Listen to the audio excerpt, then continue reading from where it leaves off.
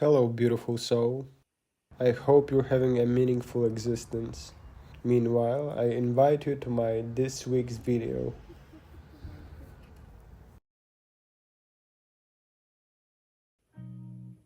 It all started with this little guy. He was 12 when his parents decided to take him to the neighbor's house to meet their son and possibly make a friend. It was a nice surprise when it turned out that the boy's name was also Andrzej. Right next to his desk there was a big map. It turned out it was a map of the game Stalker: Shadow of Chernobyl. The little guy was also a fan of video games, so it immediately sparked the conversation. After some time, his neighbor introduced him to his favorite band, System of a Down. And after seeing that this little guy enjoys those noises, he uploaded the entire discography of the band on the little guy's Sony Ericsson phone. From that moment, the youngling was hooked. He fell in love with the sound of the guitar. He asked his parents for his first instrument. They replied, "Let's see where it takes you." At the age of 14, he learned the first box of the pentatonic scale. After he got bored with this one, he decided to search the web to find the rest of the positions. He quickly found the diagrams.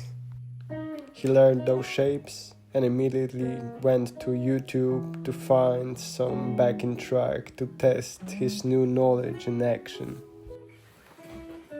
To him, the fretboard wasn't a map of musical ideas, it was a grid of geometrical shapes.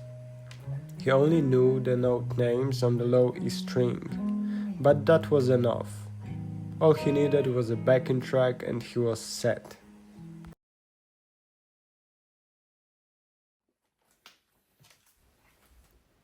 Relying on shapes and patterns to navigate music worked for years. This approach even got him into college, but then jazz happened. It wasn't that there were no patterns, there were too many of them. Too many scales, too many changes, too many rules that felt impossible to keep up with. The shapes that once made everything simple became a maze. A jazz to him wasn't exciting enough to push through the struggle, so he left.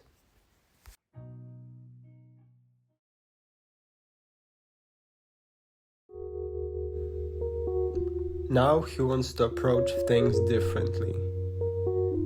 He don't want to rely on the muscle memory alone.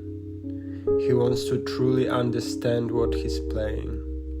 He analyzes every structure he uses, making sure he knows not just where his fingers go, but why. And he writes simple etudes as a way to put that knowledge into action. This piece is one of them.